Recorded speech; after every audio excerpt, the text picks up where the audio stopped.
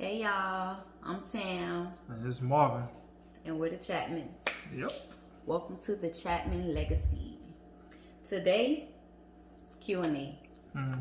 Since we started sharing our journeys, I don't know about Marvin, but I've been getting like a lot of inboxes, direct messages, just different people asking questions about our journey and what we've been going through. So today is February 11th, Wednesday, and I am, how many days? 3 days post-transfer. Woo-hoo! 3 days. So we got, how many more days to wait to test? We were supposed to test on the 19th, or the February 19th, but I'm pretty sure she's going to sneak in 1 or 2 pregnancy tests before the end. So I don't know how many days you got. Here's our little baby. Look at the baby. He's so cute. He's so cute.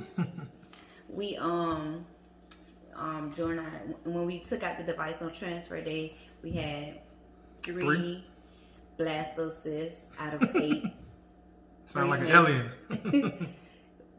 Kind of look like one too. 3 out of 8 made it to blastocysts. They were all graded 5AA, which is amazing. 5AA quality embryos. I mean, my fucking sperm was good. It means the eggs were quality. Nah, opposite. Yeah, go ahead. Wow. So we transferred 1. We froze 2. I wish we would have transferred 2. Yeah, you saying that now? So you had being back pain. I'm gonna be in back pain anyway, probably. The back pain ain't the issue. The double trouble.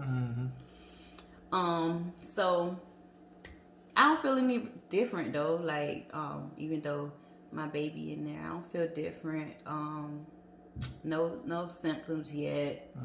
No. Yesterday I had a lot of cramping, but none today. Just chilling. So hopefully the baby is in there stuck and implanting and growing and all that good stuff. But let's get into these questions. Yeah, but just to piggyback off quickly, I have been getting a lot of questions in my direct, which is surprising to me. I've been getting a lot of direct messages on Instagram, Facebook. I even had a coworker come up to me yesterday, and she came up to me. She was like, "Yeah, my wife." She was telling me, we seen you guys' video, and I was telling my wife about it, and she was asking me questions, and I was answering the questions back and forth, so I was like, "Man, I feel like I really know what I was talking about." Because 2 years ago, you wouldn't have been able to answer. I wouldn't have been able to answer that question at all, but. But like I said, she was asking me a lot of questions. I was giving her info. I was like, yeah, go to this doctor, do this, do that. This is what you should do. You know what I'm saying? So it has been an experience, a learning lesson. So, what I'm saying, we're blessed to be, going through it. Because when we started this journey, we didn't have anybody to ask questions to. Only YouTube. I have a friend. I have a friend who went through the process as well. So she has been. From then, since we started, even until now, like just been there, giving me advice and telling me what to expect. So that's been a major blessing. But again, like we stated in previous videos, we wanted to open up to you guys so that we could, encourage some people like us who are going through the same thing, or probably and just don't, you got a lot of questions and you don't know where to start, you don't get it, like we was. I think the biggest thing is just being naive. A lot of people, just don't know. They just don't understand. They could be doing the same thing and just don't know. Yep. So, for our first question, if y'all see us looking down, it's because we're reading the questions off paper. These are questions that people inboxed us, or maybe text us, or just asked us directly. So the first one. Which is a question that I'm glad is on here. The question is, what were some things people said or asked you that you didn't like?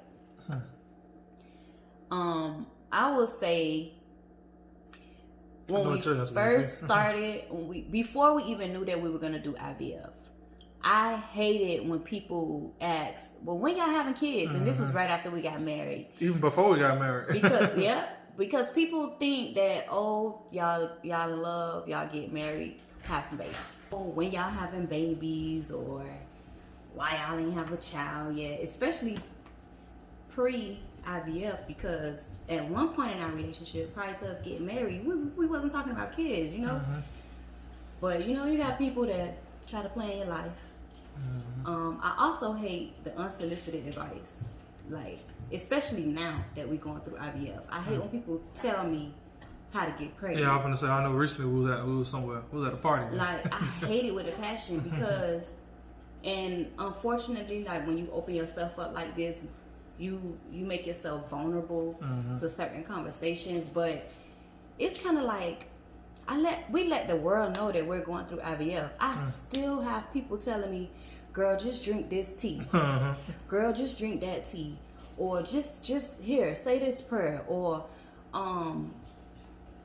don't have sex this time. Have girl sex say wait 3 this months. time. Like, and then the advice that I get from women is it's like, women really think that's how we get pregnant. Like, it's simple as that. But that got to be it for me. Yeah. Well, I think to piggyback on what you said, I think the biggest thing is not just IVF.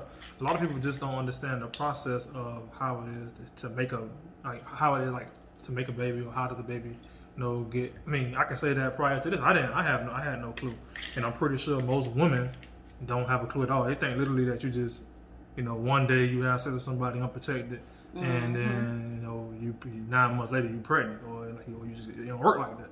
So I can say that's the biggest thing people just don't understand. Yeah. Just like recently we was at a party and somebody said, hey, just not have sex for 3 months. Like I just told you that we're going through IVF. Like, it's not that simple as you have sex on this date and then 9 months later you're pregnant. It don't work like that. And for those of you who are, I guess I want to say blessed, or you who don't have to worry about that, probably consider yourself blessed that you don't have to go through that. And that's it. That's just it. It's just you're blessed. Like, your body functions in a manner where you can have children naturally, and that alone is why there is ignorance towards IVF or IUI or any other type of science that assists women like me in having kids, because most women are able to have children naturally. So we end up not knowing about things like this. We were literally in the thick of uploading videos of me taking IVF stems, and I had people in my inbox telling me that I should drink a tea, or I should go to acupuncture. Like I don't have fallopian tubes. Yeah. No tea is gonna help a baby travel from my ovaries to my uterus to meet my husband's sperm. That's how it works. Yeah. But you learn to ignore it. You learn to just whatever. But I definitely hate it now that we going through the process. Not only we going through it, we open about it, and people still soliciting advice. My question to you is, do you blame people for not understanding, or do you or do you think that you should be informed, like that average person should be informed on how maybe the process of making a baby? No, of course not. I mean, prior to us going through this, I wasn't informed. I didn't know. I thought it was as simple as, like you said, have sex and make a baby.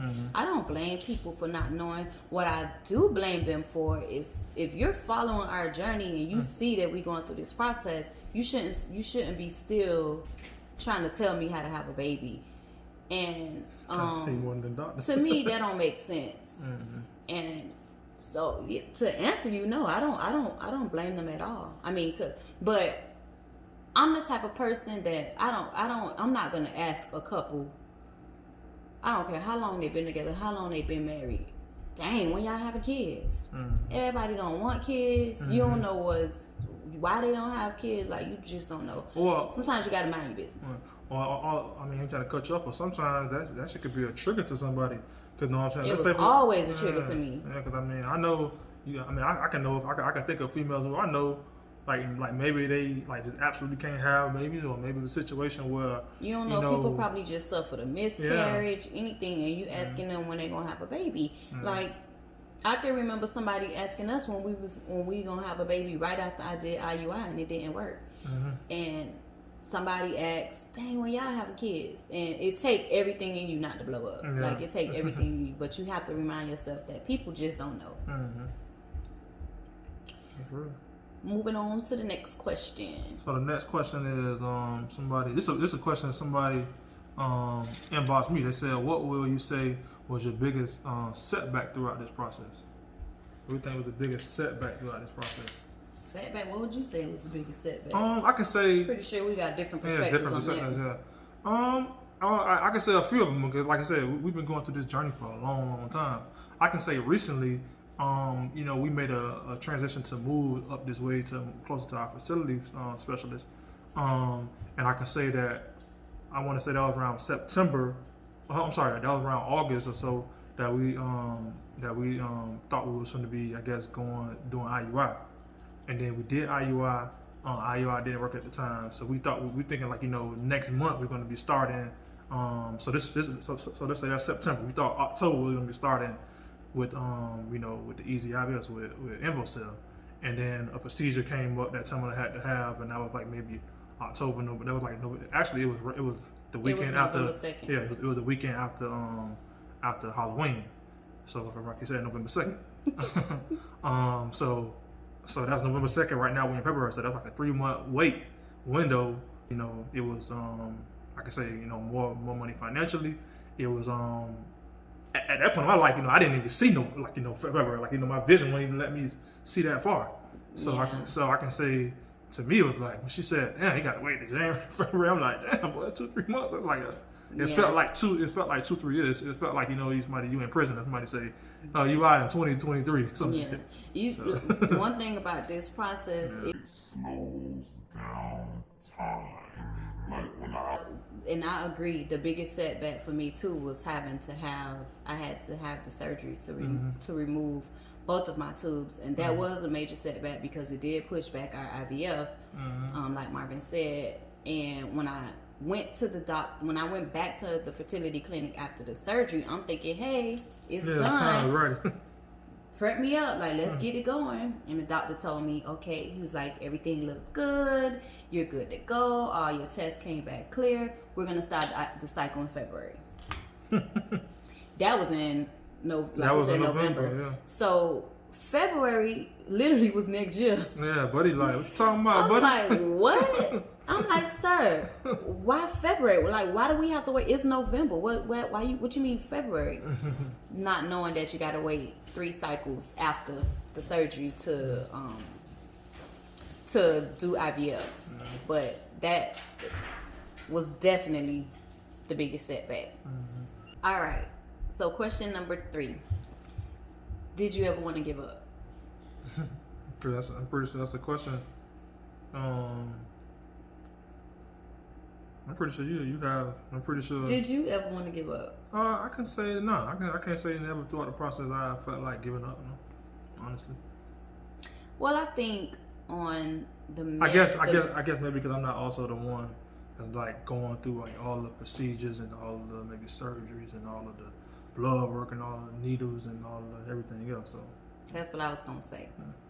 From the male perspective, I mean, I don't see why you would want to give up. Not saying it's not possible, but I could see why, you probably didn't experience anything through the process that'll make you want to give up. Me, on the other hand, I definitely wanted to give up because at one point it seemed like something was always going wrong. From cyst to the cyst going away to now the tubes being removed. Then when we went to start IVF, another cyst. We got that one aspirated. But for me, it seemed like there was always some type of stick in the road, and a lot of times I wanted to just say, I'm done. Too many times. And every time I felt like that, I just used to, try to convince myself that, I'm good, my life is fine without a baby. I have a stepson, we good. But it wasn't enough. It wasn't I didn't feel complete. So I would just pray and, you know, muster up some strength to keep going. And trust me, if you go through this process, there are gonna be too many times that you want to give up. But in order to get here, you got to keep going. You got to keep going. In order to get, I didn't see this. Like, I didn't see, thinking back on how hard this journey has been and how long we've been on it, I didn't see me sitting here with talking about an embryo inside me. Like, I just couldn't see it. But here we are. Yeah, because when you think about because like I'm sitting up here while she's saying that, I'm thinking about, I wouldn't say forget, but we're not talking about what's been going on for the last August through February. I guess that's around the time we start going to the fertility center we at. I'm thinking about the time we was at the other IVF clinic, the first one we was going to in Cooper City. I said that, but the one we was going to one in Cooper City.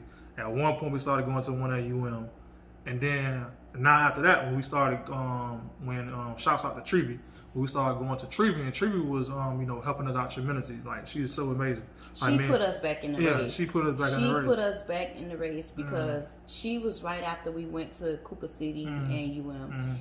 And she is the one that gave us hope. She is the one that reminded us that even if you have to go down this avenue, you can have a baby. And had we started with her... Yeah. Like, just started with her with all the things that she tried everything. Yeah. And then she got to the point where she said, you know what? Try fertility clinic again. But she's definitely what put us back in the race and gave us a little more hope, because if you're at a fertility clinic and it's not happening, you like... Yeah.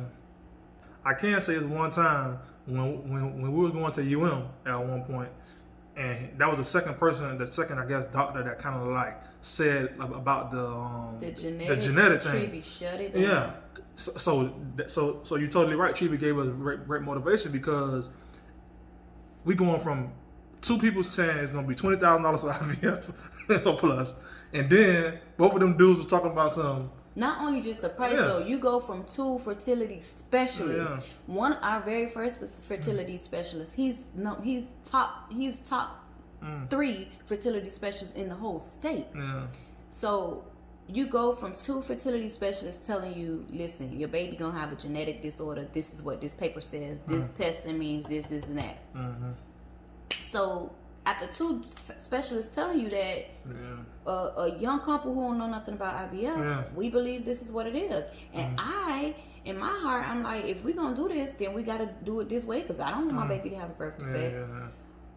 We take the same genetic testing to Trevi, and she read that thing to us verbatim, word by word, and gave us the real explanation of it, and told us what it really meant. And then when we took it to our current fertility specialist, he looked at it and said the same exact thing. These two have never met. Trevi and our current fertility specialist have never met. He looked at it and he said the same exact thing. And also, I like how he allowed us to make the decision. Like other dude was like, this is what he said. He refused. He said, this is what you have to do this, and that's it. Yeah. Because like I said, that particular dude, I mean, again, I'm no expert. He's probably a millionaire, but it just seemed like with that place, period, it was like a money thing. I think they're more used to, and this is for the entire infertility world in a whole. Statistics say that only 8% of Black women seek out fertility treatments versus 15% of white women. Okay, that's double. And we obviously know economically the difference. So they're more used to women coming into their clinic that can easily afford these treatments. That's not where we were. So to them it's like, okay, this is what you got to do. You gonna do it or not? You know. So moving forward to our current fertility clinic, he could have did the same thing. He could have said the same thing. He could have told me I wasn't a candidate for InfoCell, but he didn't. He was blood raw. He looked over everything. He took every test, and he told us every risk. He let us make our own decisions, and I have a baby inside me right now. So, praise God. Praise God. Yeah, thank you, God. So moving on to the next question. What is the best and the worst thing about IVF? Like I say, the best thing is the reality of you're gonna have a baby. Yeah, that's the best giving thing. people hope. Hope, yeah. Oh, that too, yeah. I'm all about that. So yeah, giving people the option. Like, I thank God for science and the guy who created this, which wasn't even that long ago. I think the first IVF baby was born in the 70s. My dad was born before that. So the best thing about it is probably just the fact that it exists, because we could live in a world where if you can't have kids naturally, then you just can't have kids. Man, that would have been brutal. So I would just say the best thing about it is that it's an option and that we were able to do it. Worst thing about it, the price. The price, I think IVF, whatever form of it, IVF, InvoCell, Easy IVF, is absolutely ridiculously overpriced. Overpriced, definitely. And whatever, if we're gonna say that's the price of it, because these doctors can charge what they want to charge. But if you're gonna say that's the price of it, the worst thing about it is that is not covered through insurance.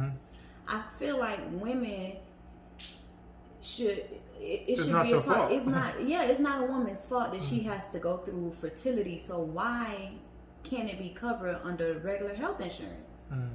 And it sucks. Most insurance companies consider it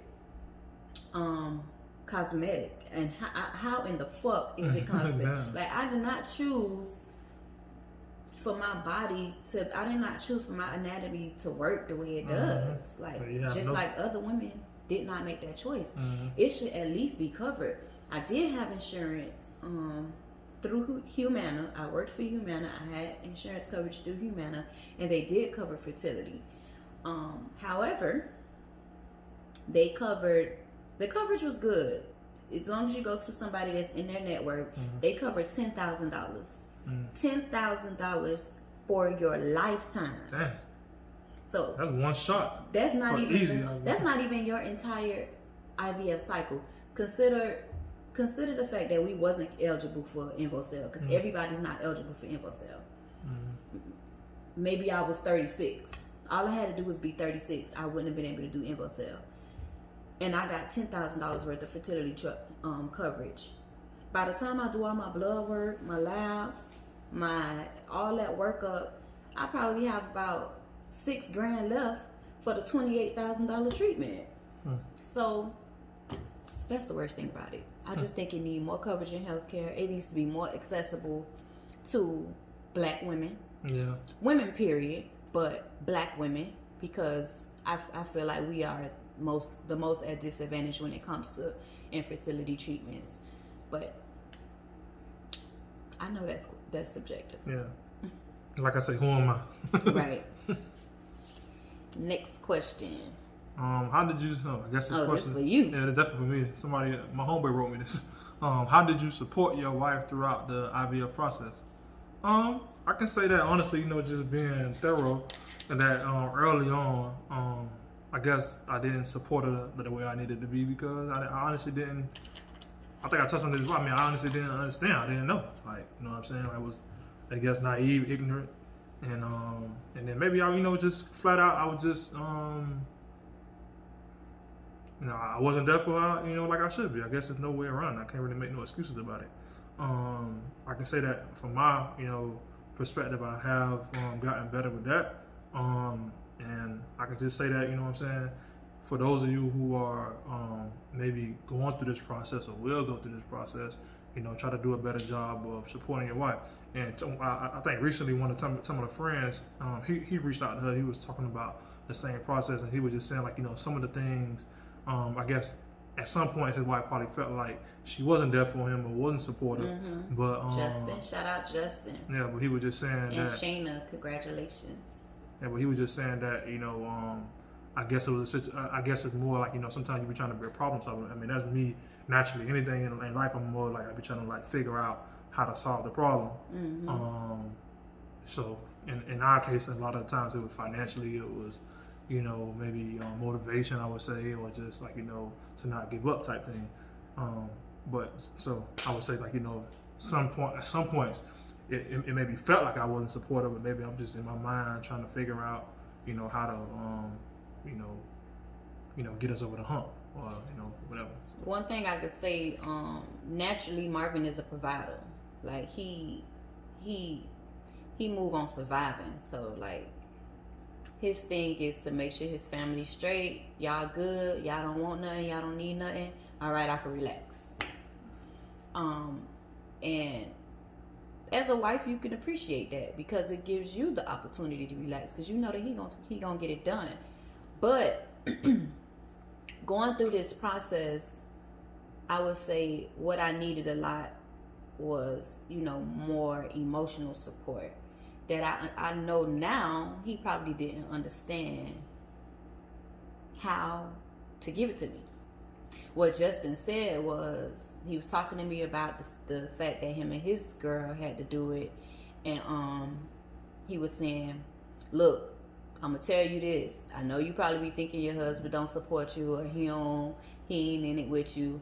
Don't believe that. He just trying to figure out. He just know that it's something that y'all want, and he just trying to figure out how to make it happen. So him saying that put a lot of things in perspective for me, because Marvin's stressor was making sure we're able to do this process. The doctor say you need this medication, you need this amount of money. So his order of service was getting those things done. As for me, I'm going to the doctor. I'm getting all the shots. I'm drawing all the blood. I'm putting my body through so much. And then with all the hormones and all the medications, now my mood is changing. Like daily, since I started the stems, I've changed the way I pray. I've changed the way I think, and I tried to make sure I maintain my emotional stability. Like constantly reminding myself, stay joyful, stay prayed up. Like just keep yourself upbeat and don't let the hormones get the best of you, because at the end of the day it's just me and him. So if my hormones get the best of me, he gonna feel it. So I would say, husbands, try your best to be as supportive as you can to your wife, but wives, understand that their brains operate different from us. He probably felt like, man, I paid for it. I got all this done. You needed this, you got it. You got everything you need. So I did my part. And you can't say that he's wrong for feeling that, because in their mind, that's what support is. In our minds, I need you to. Like now, I talk to this embryo all day, every day. And in the beginning, I was like, he don't say nothing to the baby. He act like he ain't nothing in there. He don't even. But I gotta realize is, you know, it's inside my body, so he don't feel it the way I feel it. He'll feel it when my belly get big. That's a good reply about you. So our next question, I think we talked about this on a previous video. Why did you two end up choosing IVF? We ain't choose IVF. IVF chose us. Sound like some Nino Brown. Because if it was up to me, the minute we agreed, okay, we're gonna have kids together, so we'll probably be on baby number 2 by now. But the universe didn't work that way for us. We had some complications on both our sides, and we fixed those things, and now here we are. The universe, our bodies led us to IVF. Yeah, it's a good reply. Definitely wasn't a choice. I can't really say nothing. I think you hit it on the head. The universe definitely led us to where we at now. And you know what? I know this is not the question, but I'm gonna say it. I think IVF it humbled me, and it kind of ironed out certain. I ain't gonna go into detail because that's not why we're here. It ironed out a lot of things in our relationship. It humbled me. It changed my spirit to now I'm preparing to be a mother. So there's certain things I can't do, I won't do, I refuse to do. My friends all the time, I'm the grandma now. Because I'm preparing in my mind to be a full-time mommy. So, like, I just, the things that I ask God for now are completely different. Things that, I'm not going to say I'm perfect in this area, but things that used to get to me, I don't anymore. Like, literally nothing outside of my embryo and his brother really, like, phases me. Like, if anything outside of that, if I can't control it, I've learned now to just, that's God battle. That's a good thing. So I think IVF, that's a blessing, bro. That's a blessing to have that. Because I was a hothead. That's a blessing. I want to get more like that. Yeah. So, last question. He want to be me so bad. He wants to be me so bad, but he don't want to carry this baby. He don't want to take these injections. Because I can't. He don't want to get all these shots. 32 to be exact. Because I can't do it. If I can take 32 shots, I'll take it. He don't want to push no whole baby head out of a little old hole. That's not what the universe wanted. Okay. Okay, so the last question. Did you have to change your lifestyle or diet? I could say from the man's point of view. I don't think we had to. Yeah, I don't think you had to. I can say that, it was two reasons why I guess I changed. Like, it was because of, I had to, I guess, okay, so I guess I don't know if we answered the question before, but at one point my sperm count was low and I had, was it motility or? Motility issues. So I, so because of that reason and also because of like health reasons and everything else, I wanted to lose weight. So I lost like 30 pounds over the last, I'd say 5, 6, 7 months. So I'm pretty sure that, and also with also taking like CoQ10 and taking like different vitamins. Because honestly, before over the last year, I can say I never in my life took any vitamins ever in my life. Period. Like people were talking about. You used to have Flintstone I never took Flintstone. Your mama ain't give you Flintstones vitamins when you was a child. Actually, no, I never took Fred and Wilma. I knew what they was from going to other people's house and other Barney people doing. was the purple one. Fred was the orange one. So I never had vitamins at all. So, so I can say I started like taking vitamins. Eating a little bit different. Also, I think the biggest thing that I did, and especially Timber have done recently, is that I stopped like drinking. I probably maybe like before I used to drink. We used to drink every damn day. Like we used to have, it was to be routine. We're not alcoholics, but it used to be routine for us. We socially drank every day. That was our thing. Yeah, we literally once a week we buying a bottle of Remy. We wasn't getting sloppy drunk, but we'll at the end of our day. Yeah. He'll fix us a drink, and that was how we wind down. Yeah. So I can say now, I can say when we go out, I maybe have 1 or 2 drinks, or maybe 2 or 3 drinks, and after that I'm good.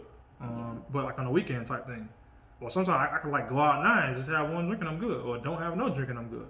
Yeah. So I can say and of course, they say, because I guess it's no, because I read up on this before, it's no really facts that if you don't, because I know some people say, if you don't, I don't smoke, but people say if you stop smoking, like that'll help you out. Like there's no facts about drinking, smoking, none of that stuff. True.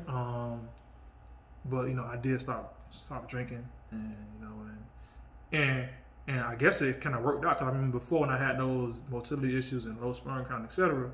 And then once I started doing those things, and then I did a semen analysis one time. Well, actually, the time we did IUI, my sperm came back good, and then just now, I think it was more so the vitamins though, because you did a semen analysis before you lost all the weight and everything, and it was like night and day. So, but for me, I didn't change. So as far as my diet changed, I didn't change my diet. I did go on a fast when I started stems. I had a long conversation with God, and I just thought about some things that I could give up. You did a good job recently. That I would give up for Him to bless me with to bless us with a child. So those things were like a lot of my anger and frustration. I gave up meat. I stopped eating meat. I was only eating seafood, and I did not drink. I stopped drinking when we started IVF. Mm-hmm. Liquor, wine, anything, because I wanted to make sure that I was doing everything possible to make this process work. Mm-hmm. But as far as my diet change and my lifestyle change, those were just some things that I gave up for God and for Him to, answer my prayers, and He did. Mm-hmm. I stayed faithful and I stayed strong throughout the entire fast, to the point where I'm still on the fast. Like, mm-hmm. I said I was gonna do it only for those 11 days that I was doing stems, but I'm used to it. I won't say I'm used to it, but mm-hmm. I don't have a reason to stop. So mm-hmm. I continued it. But I would say, to anybody that's, on this journey or gonna start this journey, I would say the biggest change to probably try and, just be more healthy. It's always good to be more healthy, mm-hmm. eat better, try and exercise more if you don't exercise. But like Marvin said, there are no scientific facts that say if you drink or smoke, you won't get pregnant. Mm-hmm. And this journey is so doggone hard that you gonna need to drink. Mm-hmm. You gonna need to drink. I had my doctor the other day told me, girl, how you some wine? But I mean, even though she said it's safe for me to have wine, I'm still on my fast to God. So mm-hmm. That's real. I'm gonna abstain. So that's all the questions. Mm-hmm. Don't forget to like this video, subscribe, watch this video, subscribe, hit that notification bell. Mm-hmm. And if you have any other questions mm-hmm. that you want us to answer, just comment below and mm-hmm. we'll answer. Or direct message us, or some of y'all got our number. Yep. So what can they expect coming up? Video, I guess, real life wise, that's gonna be on video would be, I guess. You think we want to do a live pregnancy test? Why? No. We gonna do a live pregnancy. I'm gonna do it by myself. Yeah. So after this, like I said, we are 3 days post transfer. So I guess next we'll be talking about.